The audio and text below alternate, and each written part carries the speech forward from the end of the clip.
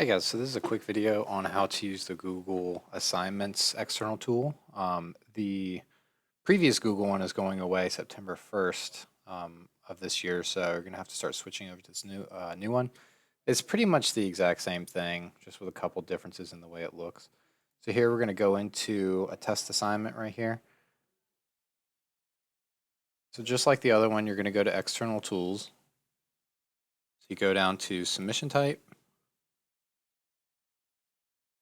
And go to External Tools.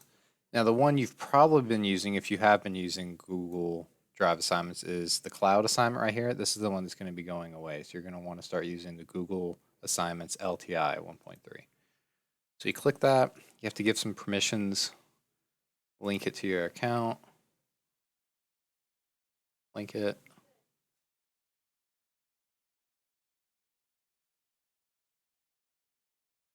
Go. So then right here, you attach whatever file from your drive that you want to make a copy of for your students. So here, just pick this one. How many points you want to give the due date, say Sunday at midnight. You can attach a rubric if you like. Here, each student will get a copy, so it'll basically make a folder in your Google Drive with a copy for every single one of your students. You can check for plagiarism up here.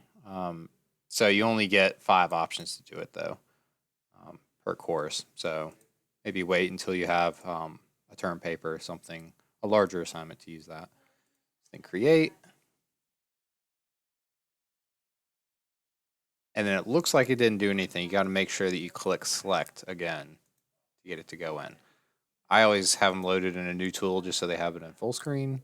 Set the due date, and that's it.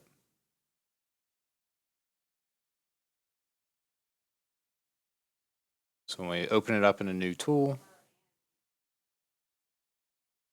this is what it'll look like from the teacher side. Notice there's been no submissions yet. If we look at it from the student side, see if it'll work. Yeah, it won't look from the student side. But basically, it'll look like this. It'll just have a little option down here for the student to open up the attachment. They fill it out, they click submit, and then you have it all in your Google Drive. All right, thank you.